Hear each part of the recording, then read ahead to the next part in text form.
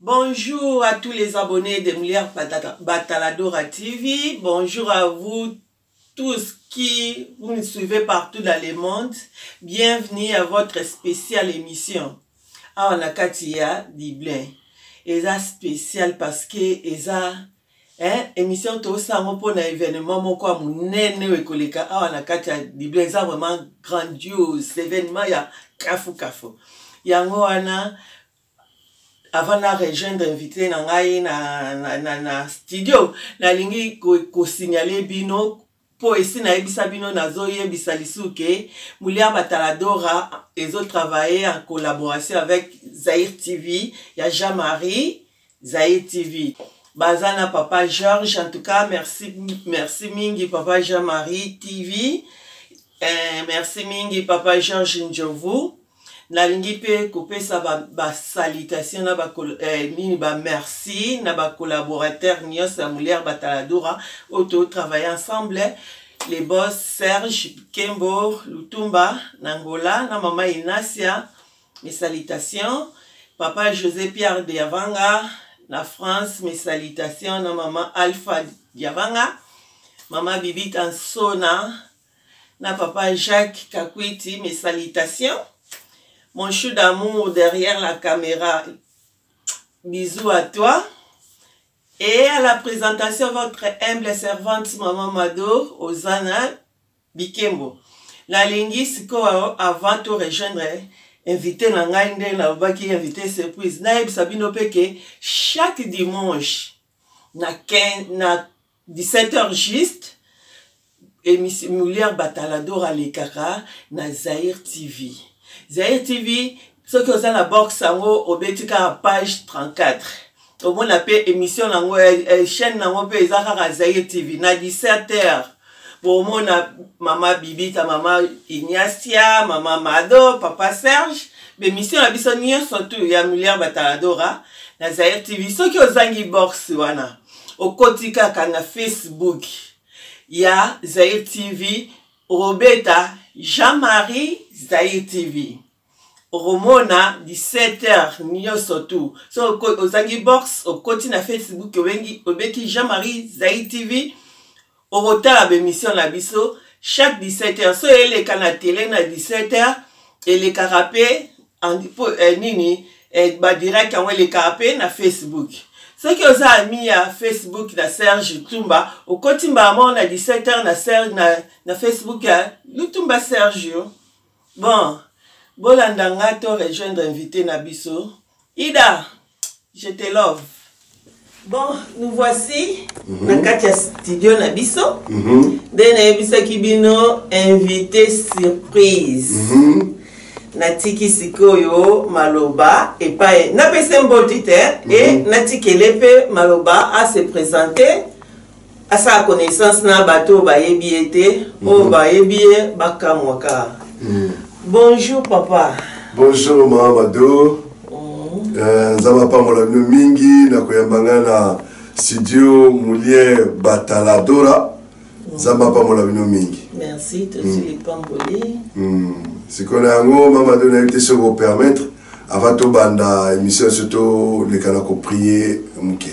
En tout cas obligatoire tu as la mosali ya Nzambe vous comprendre pasteur. OK, merci to bon délit. Notre père, to bon délit, to commission pour tous les Nzambe malam. Merci pour tes hasards et pas la réalité, Seigneur. Yo nous permettre de me connaître l'autre tous en OSK. Ticket mouli mosando kamba sur le moment où du début jusqu'à la fin. Et un colonne nous surtout partager et rendre gloire dans le nom de Jésus-Christ le Biboye. Amen. Amen.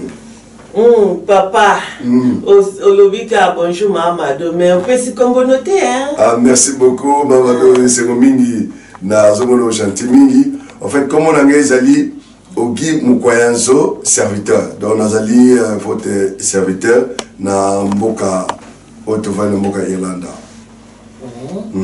aza pasteur na complété pasteur Ogi Mkwayanzo na awa na Irlande na précisément Dublin quoi de na ibisa bino événement ya kafu et leka awa yango wana aye na studio tolobela ikambo événement yango yo bomona ngo pe na sima na biso ya on a tiki parole bomoni affiche yango na tiki parole na pasteur a expliqué biso tozomona ka ba affiche tozomona kaka tozomona toyeba te likambo onde nini pasteur okoki ko expliquer biso.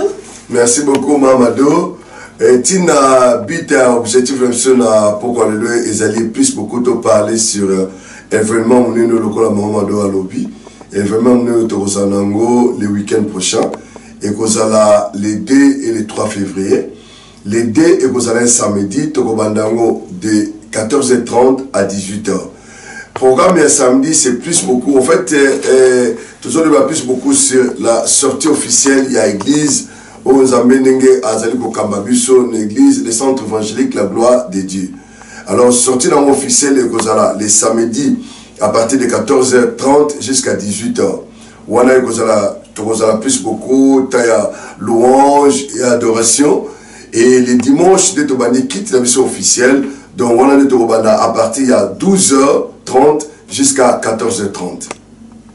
Alors, donc, elles sont à comprendre aujourd'hui samedi les 2 ils ont sorti il y a officiel il y a église c'est que c'est église à Sika. Merci beaucoup Mamadou ezali église ya Sika tolo bana mboka Irlanda wala mboka Dibla et nzambe akamba biso to meka ko kamba église oyo centre évangélique la gloire de Dieu. De tout le ezali église à Sika ya motolobi un événement où ezali sorti dans officiel. Sorti dans officiel samedi et la journée à louange, d'adoration. Ou bengi batu baye belé ko louer nzambe na ko adorer. Allez dimanche ne to bani siko kilte mission dominicale il y a sorti un officiel.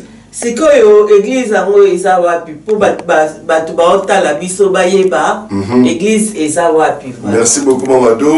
L'église ezali pour l'instant tozali na hôtel oyo babenga lui fils Gérard ezali sur Ness Road na Newland Cross Dibla 22. Nengo bato ba yebi malam kotana ezali sur N7 juste na début ya pont oya Sika ba saliwana à droite tayo otala na début on mona à droite tayo ezali station mo ezali wana ya Topaz ya onde kanami na hôtel wana place de tozali tokozala les samedis et les dimanches et ba programme se paye tous les dimanches dans nos wana de 14h30 et par de 12h30 à 14h30. C'est que kilte ya dimanche nyonso ba nos wana de 14h30. Merci Mamadou. Quitte pour le moment, tu vas nous aller et quitte à 12h30 à 14h30. À 14h30. Boyoki, quitte dimanche surtout. Et pas pasteur, une église. Centre évangélique la gloire de Dieu. Centre évangélique la gloire de Dieu. De 12h30 à 14h30. Ok, sur adresse, pour la bonne compréhension. Pour la bonne compréhension, Mamadou a raison. Effectivement, tu as pour la bandeko va éviter, ou va yoka malamute. Tu as allé sur adresse, vous allez sur hôtel d'abord. L'hôtel c'est Louis Fitzgerald Hôtel. Ils allent sur Ness Road. Na Newland Cross et na Dibla 22. Pour la bien la compréhension, ils allaient malam ou ils allaient clair, ils allaient juste à pont où ba sali na à droite na yo na début na mo na à droite ils allaient na pont essence ils allaient wana et pont essence on ende et kangaminde na hôtel ou place tous allés tozala. Ouais, c'est koyo boki adresse pasta APC adresse c'est quoi tolobela pour la fiche hein pasteur na mona batebele de bona dans la sima na fiche na bomona ce qui na tali na mona pe mosali nzambe na biso awa hein oyo namoni nini namona Ridash non papa Ridash Moussa Nzambe na biso namoni pe oyo Rodrigue namoni basali ya Nzambe belé. Amen. OK, expliquer biso vraiment en détail pourquoi basali ya Nzambe belé. Amen. Dans cette église abaté sur les canisi pour tes alliés première sortie officielle l'église. Il y a mon tuninga qui t'a passé temps malam samedi wana na adoration pe na louange.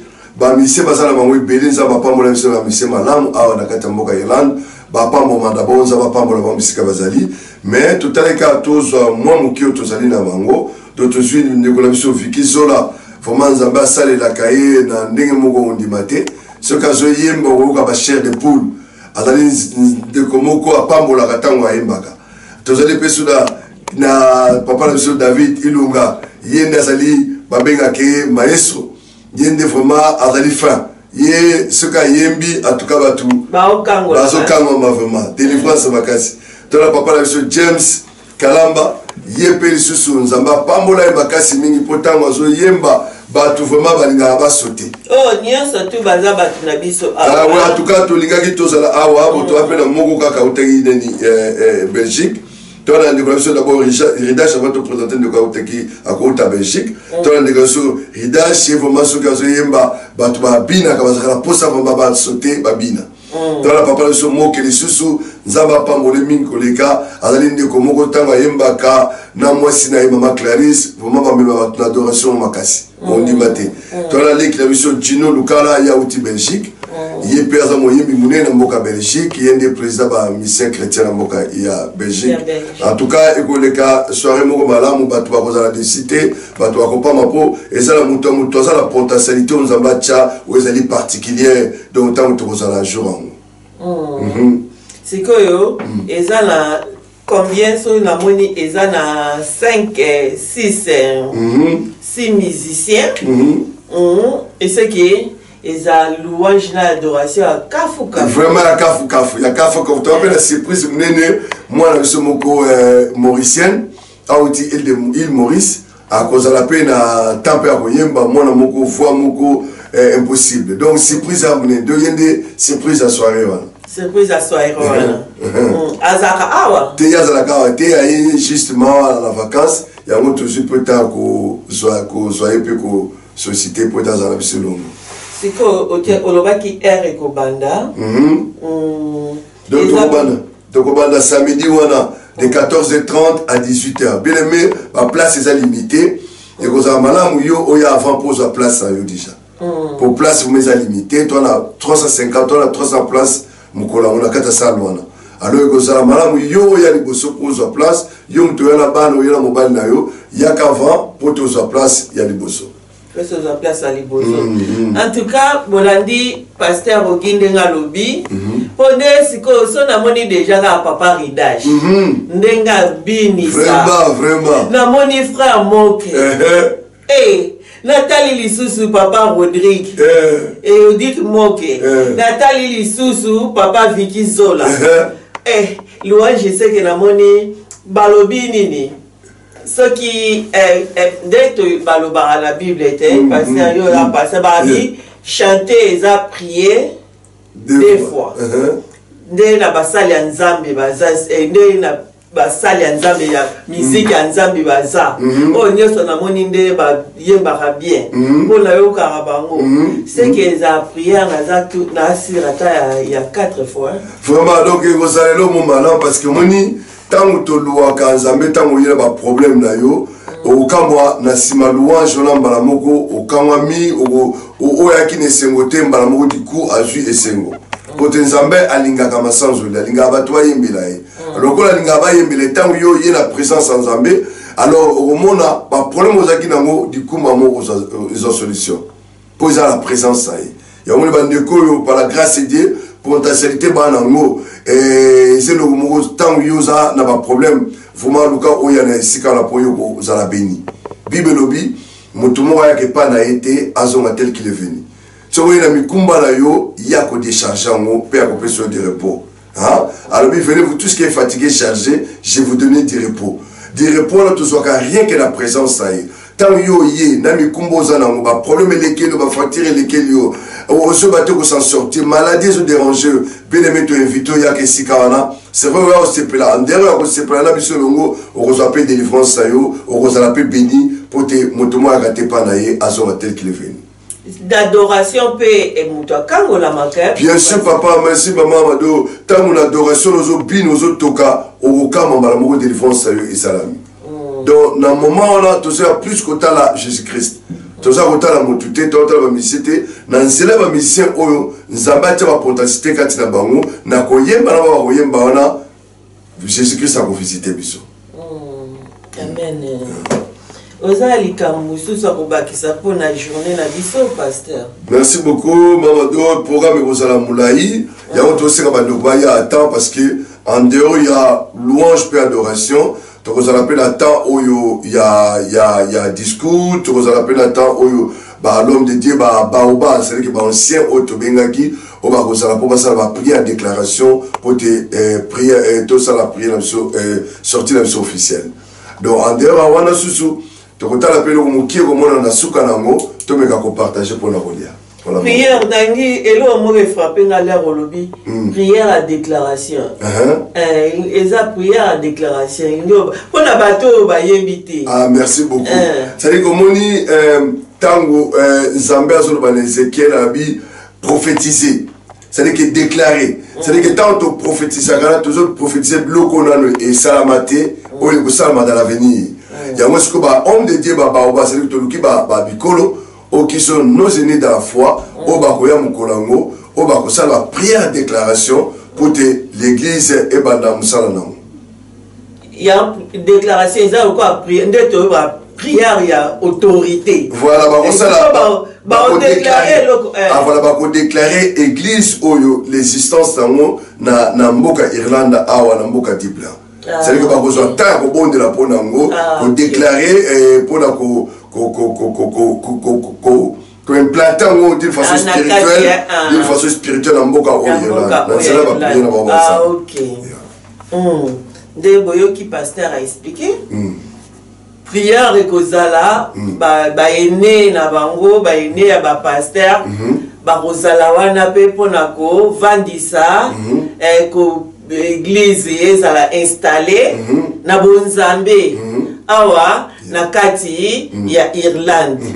Siko pasteur, question na mususu eza. Ndenge sikoyo bo événement oyo ndenge salami boyi. Sikoyo ezali nzamba révélation ya Nzambe. OK. Mama do question les amala mingi pesa motu ya mingi. C'est vrai que révélation moi qui makinga. Bon Matthieu 28, verset 18 à 19, le Bible la 8 secondes et le Bible. Jésus-Christ s'étant approché leur par là ainsi. Tout pouvoir m'a été donné dans toutes les cieux, tout pouvoir m'a été donné dans les ciels et sur la terre. Au 19, vous avez Motouya, à l'effet de toutes les nations, mes disciples. C'est-à-dire que tout ça, la mission où Jésus-Christ a tiré la mission, tout ça là, tout le côté à la bonne nouvelle. Après avoir recevoir la bonne nouvelle, comme appelé disciple à Jésus-Christ. Il y a Motouté, mais à Jésus-Christ. Alors tout ça, la mission là, c'est la terre, précisément le centre évangélique, la gloire de Dieu. Mission Nzambe a tini mission la Samukili Awa, où Jésus-Christ qui est le patron de l'église, ou a délégué biso, ou a mandaté biso, donc il y a ça là partout dans le monde, disciple naïe, pour te battre comme basali naïe. Voilà. C'est que esa mission la bino esa ko kende ko évangéliser ko baba na Nzambe na kati tonga parce que mon Bible lobby Jésus-Christ revient bientôt tant biso to éviter alors le kola tant to éviter tozo kende ko na bato ba vani na bandako bato ba sambela kate mission na biso zali ko kende ko évangéliser bango pour te baya na kati ndako Nzambe. Côté mukolo Jésus-Christ akoya akuta bango na kata ndaka Nzambe akuta bango libanda. Voilà mission la biso situé en wana kolanda bandeko ne so balembi bandeko ne so baza rétrogradé bandeko ne so bayebi Seigneur te mission la biso zali kolanda bango koluka bango bisika bazali po baya kozonga na ndako Nzambe. omoni wana siko eza point de vue na ngai pasa omoni eza rappelé bien un moko pe soki évangile ezosalama de bouche à bouche et de porte à porte eza rappelé bien amen amen maman donza mapambola yo c'est ça notre mission surtout ça une église évangélique une église évangélique bato ba bimaka libana po ba évangéliser tokozala te na 4 coins lokola na ghetto biso tokozala plus beaucoup l'église dans la rue. C'est-à-dire que tout ça la balabala, tout ça libanda, tout la bandeko ne soit pas libanda au protocole de la katanda. Au balemba, au baza sous ma cassité, au apostasie côté libango, c'est-à-dire que abandon de foi côté libango, mission la mission c'est-à-dire ko localiser bango, pe ko soit bango ko évangéliser bango, ba kota nanda ko. C'est ça notre mission où le Seigneur nous a recommandé, a mandaté mission. En tout cas, Nzamba sala. Asa po to mona ka vraiment, mona mutu avandine na koko kende na ngai se église te. Mais l'air mosala Nzamba zo ya zo te azo bonde la bazo bonde la ensemble mona pe mutu. Amen. Zongi la posa wana. Effectivement Mamado, c'est-à-dire que mutu tango lembaka il y a plein de choses, c'est-à-dire que ma blog est belé. A ko lemba blog est belé comportement pour ta na kat église. Alors biso mission la sozali tola na ndekwana tolengisa ye pote ndekwana azonga sur la katanda kwa Nzambe pote a continuer ko servir Nzambe na epo Jésus-Christ revient bientôt.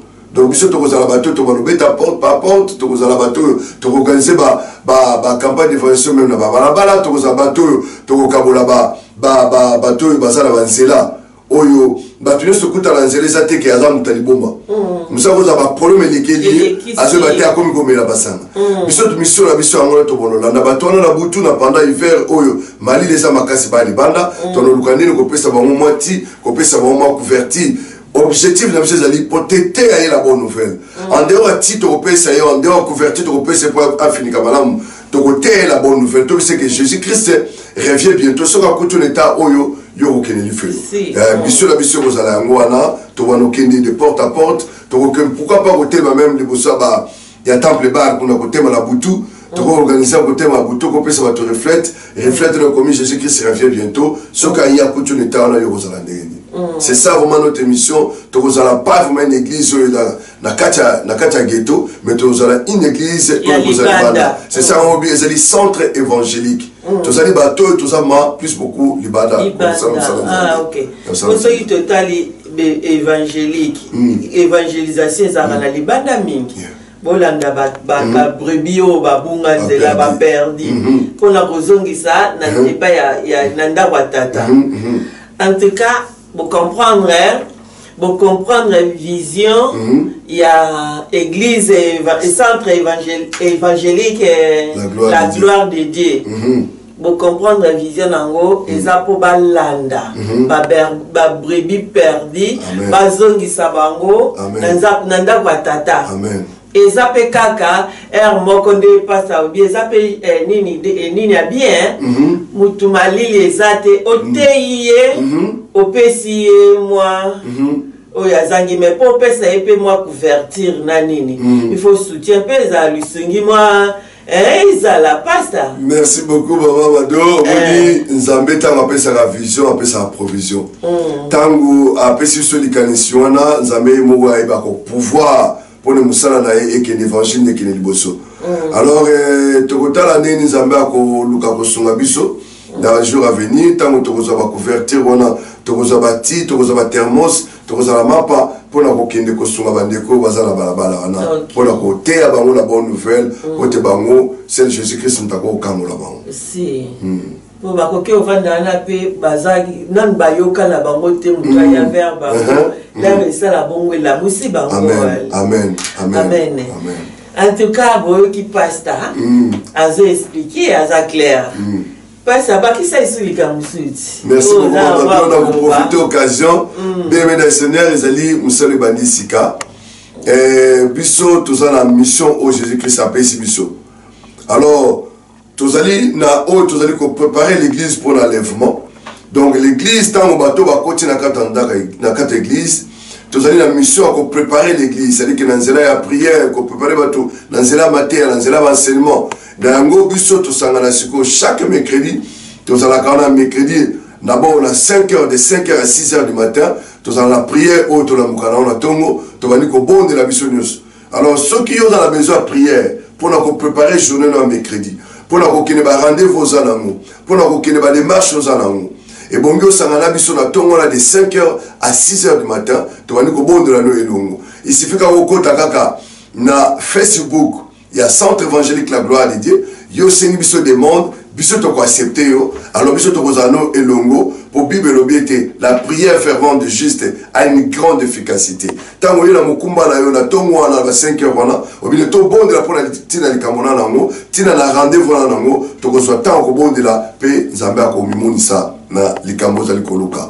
Et tous allez sur tous les jeudis sous donc pardon tous les mercredis de 5h à 6h et les vendredis de 5h à 6h tous à la mission au bon de là. Et là pourquoi on a aussi quoi mercredi né tout ça la quitte la biso il y a semaine, c'est-à-dire que tous à la gana de 19h30 à 21h30 tous à la gana tous ici.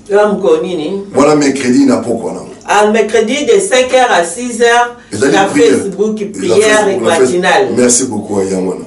Prière matinale de 6h à 5h. Non, de 5h à 6h. Et de 5h à 6h, sorry. Amen. De 5h à 6h, prière matinale. Amen. Na Facebook. Yeah. Mercredi à vendredi. Voilà, mercredi à vendredi. Mercredi à vendredi. C'est quoi, mercredi à 18h. Non, mercredi, c'est quoi, là, pourquoi on a 19h30. À 19h30. Jusqu'à 21h30. Dès qu'on a tout coûté, on a quitte la biso ya semaine.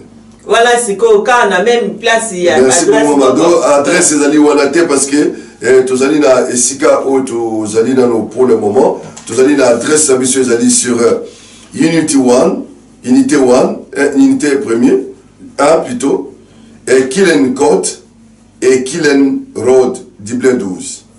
C'est on comprend de dimanche. Nasa eze pa imususu kinte dimanche eze pa imususu na adresse o eza na eza awa bato nyonso tu bazwi bafiche adresse eza awa na Ville Gérard na Dublin 22 voilà dimanche il y a dimanche ouais na événement oyo kozala